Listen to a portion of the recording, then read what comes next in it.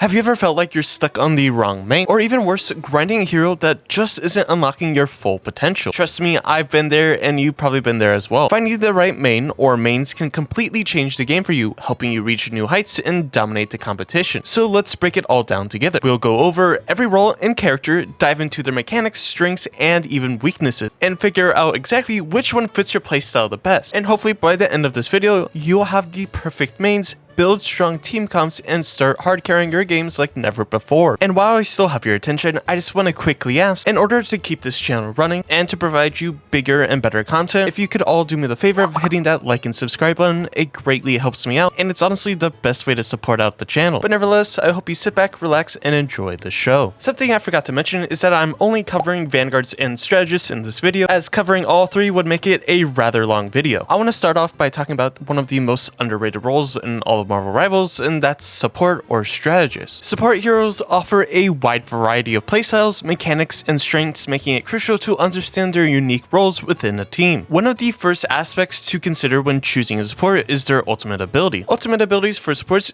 generally fall into three categories: offensive, defensive, and even hybrid. Now for offensive ultimates, these are designed to initiate fights, secure kills, or generate pressure. Examples include Rocket Raccoon's ultimate and Jeff the Landshark's ultimate as well, which focus on dealing damage or creating opportunities for aggressive plays. Versus defensive ultimates, these are reactive tools meant to counteract enemy aggression or sustain your team. Take for example, Cloak and Dagger's ultimate, for instance, can turn the tide of a battle by mitigating damage, while Invisible Woman's ultimate provides crucial protection. Now our hybrid ultimates, some ultimates can be used both offensively and defensively, offering flexibility at the cost of specialization. Take for example Mantis. She is a great example. It can push an advantage or help sustain the fight when used strategically. And you could also throw Luna Snow's ultimate in there as well, as it both provides a damage boost and a healing bonus depending when you swap between the two. Now, when building a strong support lineup, consider the balance between large healing and minor healing supports. For large healers, some supports can rapidly restore large amounts of health, which is essential when your team has tanky heroes absorbing damage. For example, characters like Cloak and Dagger, Luna Snow, and even Invisible Woman excel in this role, keeping the front line alive even under heavy pressure. Versus minor healers, these supports offer supplementary healing but shine in other areas like utility or damage. Take for example, characters like Warlock, Loki, and even Raccoon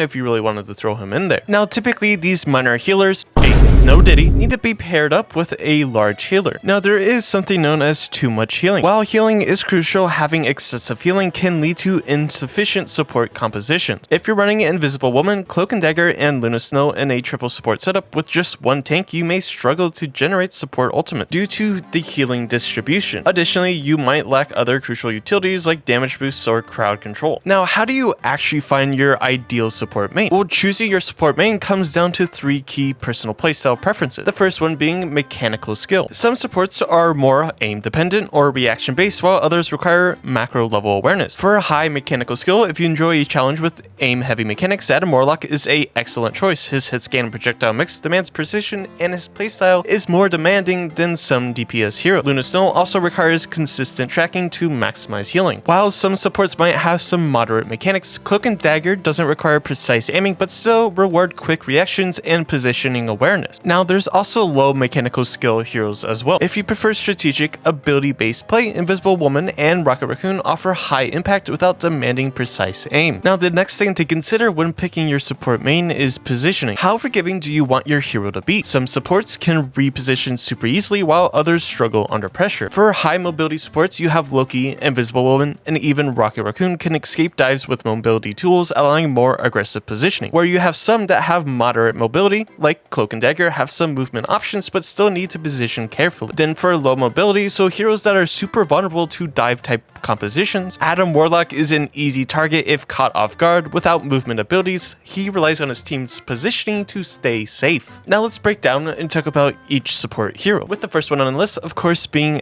Warlock. Now Warlock is a rather interesting hero in Marvel Rivals. First, when you look at his mechanics, he's a hybrid hit scan projectile hero demanding good aim and reaction speed. I categorize him as a burst healer and utility. He provides resurrection, burst healing, and damage. Now when you're positioning with him, you play far back using range to heal and deal damage. Now because he does provide, very good damage, he has some pretty unforgiving weaknesses. First, he lacks mobility, making him vulnerable to dives, and you have to be very careful with your cooldowns, so being able to manage them effectively is the best way to play Adam Warlock. Now, he kind of functions like a light DPS while still healing. He excels super well in the triple support meta comps where he isn't the only healer. I would really only play Adam Warlock if you have 2 other supports, or you're just an insane Adam Warlock player, then you could probably run it with just 2. Then going straight into our next strategist, we have none other than Cloak and Dagger. For her mechanics, she's more reaction based and not really aim intensive, as she pretty much has aimbot. For her category, she kind of falls around mass healing and utility, with consistent heals with additional tools like blind and fades. As for positioning, typically you want to play them behind the front line, enabling tanks. With that being said, they do have some weaknesses just like every single hero in this game, that being that they struggle against Magneto and lack strong answers to certain DPS threats. Now, for their strengths, they have the fastest ultimate charge in the entire game, allowing for constant tempo control. And they do have a strength that they can dodge a lot of ultimates with the Dismiss, basically cloaked secondary attack, so you can protect yourself from certain ultimate abilities. Now, diving into a more mechanically challenging character, we have Loki, whose mechanics requires good aim and ability tracking. I put him under the category of utility heavy support with some burst healing. Now, for his positioning, he's rather flexible and can off angle rather aggressively.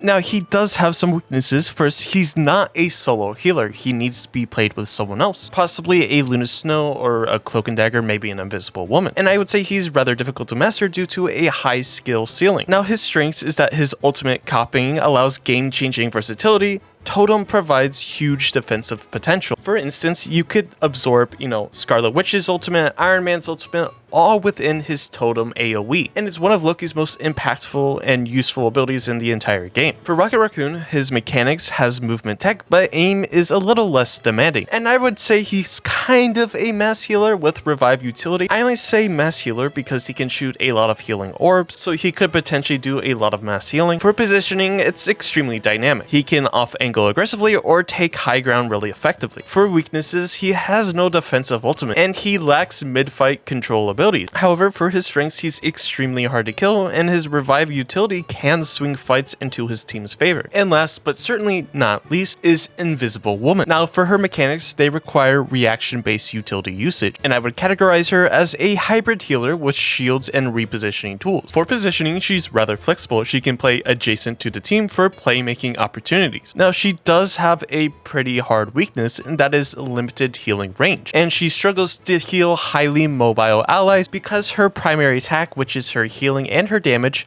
is projectile based, so moving targets could be difficult to hit. With that being said, she does have some really solid strengths. She has high survivability, lots of crowd control options, allowing for teamfight manipulation, whether that being pushing enemies away or even pulling enemies out of position into your team. Now, with all of that being said, each support has a unique identity, and your perfect main depends on how you like to play. If you enjoy high mechanics, go for a character like Adam Warlock or even Loki. If you like stability and big heals, Cloak and Dagger or Luna Snow are great picks. For people that want to do a little bit more, maybe you want to be that playmaker, go ahead and pick Invisible Woman and Rocket Raccoon. Building a balanced team composition is just as important as picking the right main. Whether you prefer sustained healing, aggressive playmaking, or reactive defenses, there's a support that fits your style. So, what kind of support do you want to be? Let me know in the comments down below. Now, before we dive into our last section of the video, which is all about Vanguard, just a quick word from today's sponsor. Are you tired of skipping meals or grabbing junk food because you're always on the go? Well, say hello to Control, the meal replacement shake that actually tastes amazing. Now, whether you're grinding through work, gaming late into the night, or just need a quick nutritious boost, Control has your back. Of course, packed with all the good stuff, proteins, vitamins, fiber, you'll feel full and fueled without sacrificing flavor. Oh, and did I mention the flavors? Cinnamon toast, fruity flakes, cookies and creams. It's like your favorite childhood cereals, but grown up and good for you. Now, not only that, they also have a wide variety of protein bars and even protein cookies, with my personal favorites being the peanut butter pieces cookies and of course the peanut butter s'mores protein bars. And let me tell you, these peanut butter s'mores bars are amazing and they're always sold out, so you should definitely get your hands on trying it. So stop settling for bland, boring shakes. Level up your nutrition at drinkcontrol.com and take control of your day. That's drinkctr TRL.com. Go get yours now and make sure to use code DUCK for 10% at checkout. Tanks, or otherwise known as Vanguards in Marvel Rivals, serve different purposes on the battlefield. Some, like Magneto and Doctor Strange, excel at open space engagements and resource attrition, while others, like Thor and Peni, provide utility rather than direct tanking. Now, tanks are divided in a whole different categories. You have things like main tanks, who are front space-taking tanks. You have some off tanks and then more other utility-based tanks as well. I mean, that's cool and all, but how do you actually choose the right tank for your playstyle? Selecting a tank depends on both how you prefer to play and how you want to be challenged in battle. First, you have like your attrition-based tanks. These are more of your front or main tanks. For example, you have Magneto and Doctor Strange, trading resources and sustaining presence in prolonged fights. Now, they mainly focus around positioning, cooldown management, and team synergy. They excel at strong frontline presence and consistent pressure application, while they also have limited tools for dealing with aggressive divers. Then you have utility tanks. These are tanks like Thor and Peni who control engagements by denying access to key areas. They focus on target marking and environmental control. They counter specific threats and control the battlefield movement. Now, they are less effective in open field combat and reliant on team coordination. I recommend playing Peni on convergent maps when you're defending. Then you have dynamic and aggressive tanks like Hulk, Captain America, and even Venom, whereas you have some positional and environmental tanks such as Groot. And do me a favor, if you're still here with me, make sure to hit that like and subscribe button. It greatly helps me out. But now let's talk tank matchups and counterplay. Now, when selecting a tank, it's crucial to consider matchups and counterplay options. Some tanks, such as Magneto and Doctor Strange, are naturally difficult to counter due to their range, mitigation abilities, and flexible engagement tactics. No single hero can consistently shut them down unless Wolverine exists in your game. But take, for example, tanks like Venom. He struggles against crowd control heavy heroes like Winter Soldier, who can disrupt his engagement with pulls and stuns, or even like Squirrel Girl, who can consistently stun a Venom out of the air or the ground, whatever. Or even Hulk, while powerful, can be countered by heroes who exploit his large hitbox and punish over aggression. A key takeaway is that tanks with fewer direct counters tend to be easier to integrate into different composition, whereas those with hard matchups require deeper mastery to work around their weaknesses. Now that you got somewhat of a basic understanding of tanks and how they play, let's go down all the tanks and break down their strengths, weaknesses, and even synergies that they have to offer. Starting off with none other than democracy and freedom himself, Captain America. When it comes to Captain America, his complexity is around moderate. He has movement-based mechanics. He's categorized as denial and fluid. He can mark targets or lead aggressive dives. And his positioning is rather flexible. He can both frontline and take on off-angle roles. Now, for his weaknesses, one of the biggest counters is that he's really easy to lock down with crowd control abilities. Crowd control abilities, again, are things like roots, stuns, hooks, anything that's going to make him stop or get slowed. And he also lacks burst damage. But for his strengths, he's highly survivable, he's mobile, and he has strong synergy with dive compositions. His best synergies are with Thor, Storm for that team up ability, and very dive heavy teams. Moving on to Doctor Strange, he has moderate complexity that's stemming from, some flight mechanics, and the portal play can be a little tricky if people are just starting out with him. And he's more of an attrition-based tank. That attrition or resource is all surrounding, his shield, and he also falls under sustained presence. Now, for positioning with him, it's extremely important, and he relies on constant repositioning, so you always have to be aware of what's going on around you at all times. Now, for his weaknesses, he has limited anti-dive tools. He's weak against backline disruptors because he always has to be facing the front line. However, he does have some strengths. He has high damage mitigation, meaning he can absorb a lot of damage with his shield and his body. He has decently strong range poke, versatile ability, and for his best synergy, he works in almost any team comp, but typically you're best with methodical, controlled playstyle. When it comes to Groot, I would place him at a moderate complexity as he's mainly position-based gameplay with a ton of wall mechanics. He does a great job of controlling space and blocking heals. Now, positioning is a very crucial aspect to him. He lacks mobility, so mispositioning is heavily punished. Now, he suffers against displacement and crowd control abilities, but he does excel at creating cover and controlling choke points. Now, one of his best synergies is paired with Moon Knight's ultimate. When you both use your ultimate, you can practically wipe out an enemy team in a matter of seconds. Now, for Hulk, I would say he's one of the hardest tanks, honestly, to learn in this game. He's a very dive-focused tank who has high speed and aggressive playstyle. His positioning is rather dynamic, capable of quickly shifting between frontline and backline, Now, one of his biggest weaknesses is that he's frequently banned in ranked play, so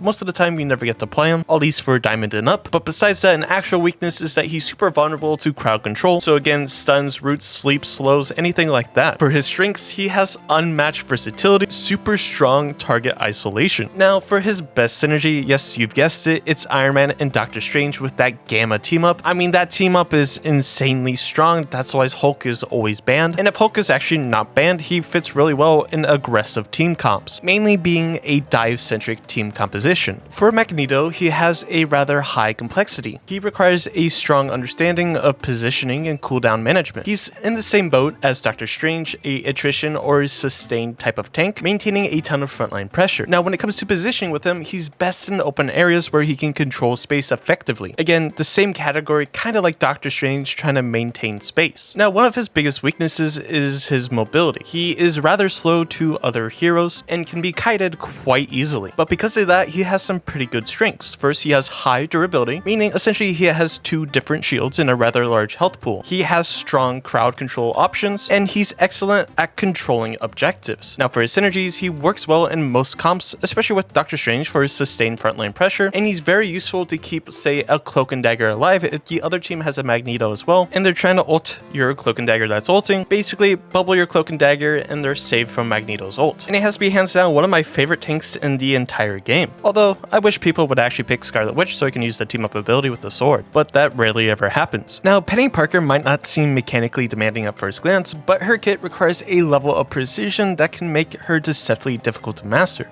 Now, she isn't as mechanically complex as some DPS or support characters, she still demands strong positioning and awareness. She's kind of like your defensive tank, your denial tank, your area denial, whatever you want to categorize her. Like I said, her strengths, she excels at denying enemy positions, controlling space, and shutting down divers. Now, Peni thrives in controlling areas near objectives or key lanes, making it difficult for opponents to push forward. Now, if you are looking to play Peni, you have to be aware of her weaknesses. She's not suited for solo tanking whatsoever. She struggles when forced to frontline alone or move through open space without protection. She's also, I would say, map dependent. Some areas make it difficult for her to take or contest objectives efficiently. She's also best played alongside another tank. She needs a strong frontline partner to free her up to control space efficiently and effectively. With that being said, she has some really good strengths. She's exceptional at shutting down dive heroes. Her constant crowd control and mitigation make it nearly impossible for divers to engage efficiently and effectively onto her and her team. So honestly, if you're having trouble playing against a dive team composition, and let's say they ban Namor, well then all you really have to do is pick Peni. Although it's not as good as Namor, Peni can still be super effective at this as well. Now, for her synergies, she synergizes well with a Doctor Strange, Groot, or even Magneto. These are all frontline tanks that she can play off of. And she also plays well with supportive teammates, characters who hold ground with her and apply pressure, such as Namor,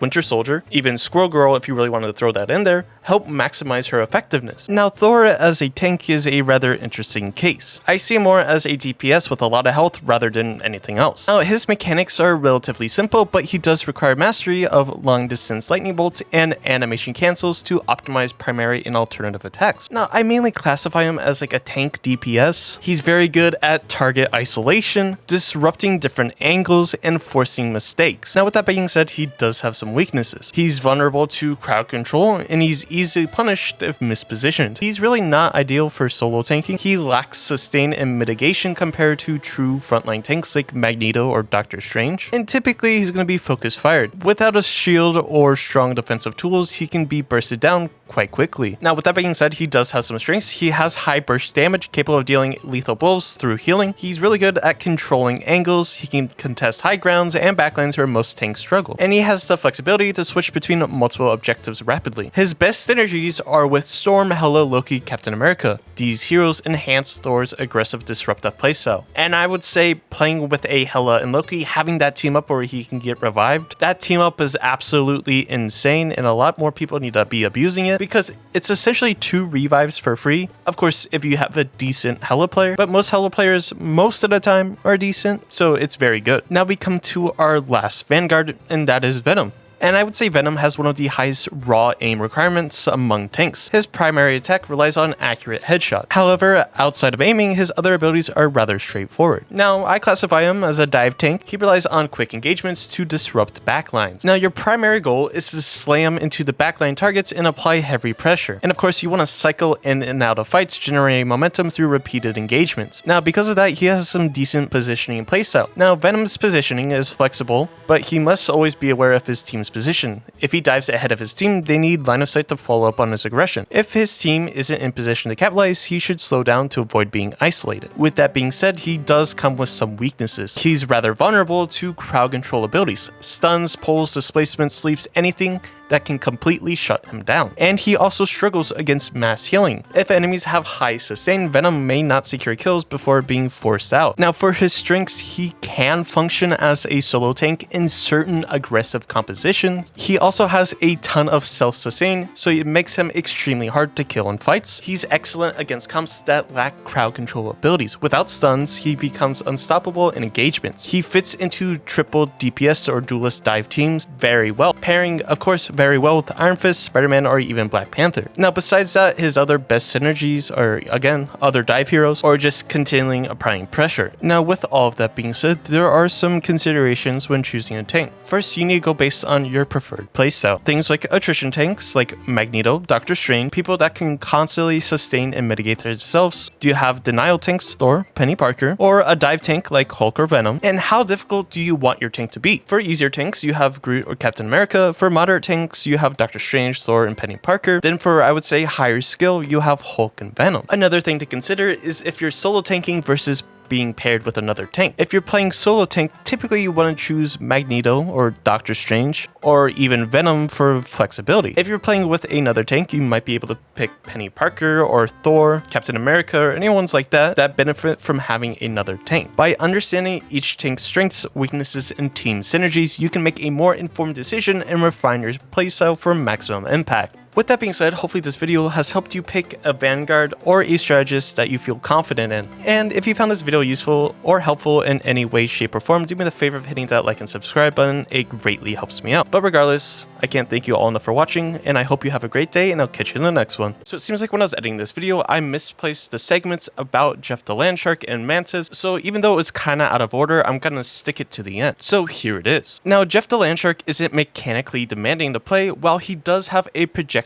fire with his alternative attack, there's nothing too complex in his kit. That said, there are some unique mechanics like popping in and out of his bubble for movement, and all of this isn't too difficult to learn. In terms of his role, he falls under mass healing and utility. He can provide a significant amount of healing if he's focused purely on that, but his overall utility outside of damage is somewhat limited. While his bubbles do offer a minor speed boost, other supports can heal just as much while also bringing stronger defensive ultimate. I will say though, Jeff's ultimate is pretty solid, but bridging the gap between healing and using it effectively often requires aggressive positioning and off angling. Now, finding the right playstyle for Jeff can be rather challenging, particularly in the triple support comp. However, in those comps, he can be played a little bit more aggressively. Now, for his weaknesses, Jeff lacks strong utility beyond healing, which makes it difficult to find ways to contribute damage efficiently and effectively. It can be weird to find ways to maximize his value, especially on maps where his ultimate can't be used to push enemies off the edge. Now, on the flip side, for his strengths, I would say his ultimate can single-handedly turn the tide of an entire fight, especially in overtime scenarios. And I would say in the right hands, Jeff is nearly unkillable. It can be pretty damn annoying to try to hit him when he's popping in and out of the ground constantly. Now, for his synergies, Jeff thrives in a triple support composition where he can embrace more aggressive playstyle. If he's played in a 2 support setup, he works best alongside a support with strong mass healing so that he doesn't have to be the primary healer. For instance, characters like Cloak and Dagger, Luna Snow, or maybe even Invisible Woman.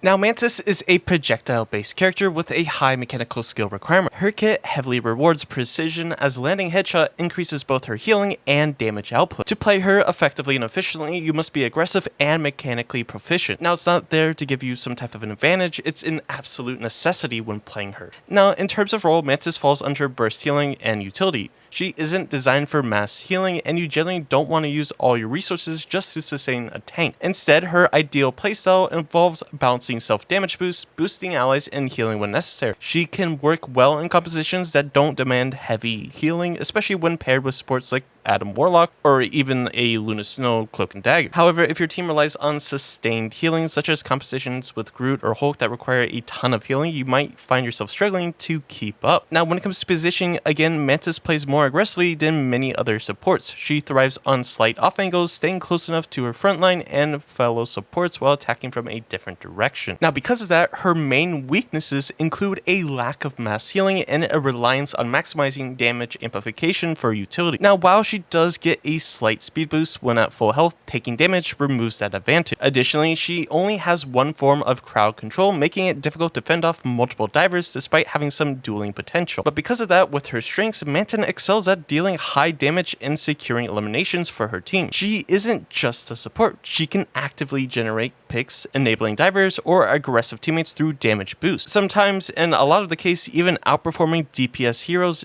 in raw damage output. And I would say in the right hands, she can easily single-handedly carry a fight. Now, her ultimate is a versatile tool that can be both used offensively and defensively. Need to survive Star-Lord ultimate? She has an answer for that. Want to push hard when the enemy team is down a player and trying to regroup? Her ultimate lets you apply heavy pressure, and if you time it correctly, you can easily outlast a Storm's ultimate. For her synergies, I mean, it's pretty self-explanatory, but the team up with Warlock and Star-Lord, where you get the resurrection ability, provides extra survivability. So it's very good having those three together. I will say she can also be played into a triple support team composition. Say you run Cloak and Dagger, and maybe you want to throw a rocket in there. Well, then you could throw a Mantis for that extra damage boost and versatility with her ultimate. Now, for her being a strategist, in a way, she's kind of like a jack of all trades. She has a healing ability, she has a damage boost ability, she has the ability to stop people with her sleep, and she has a pretty useful ultimate. That being said, what type of main are you?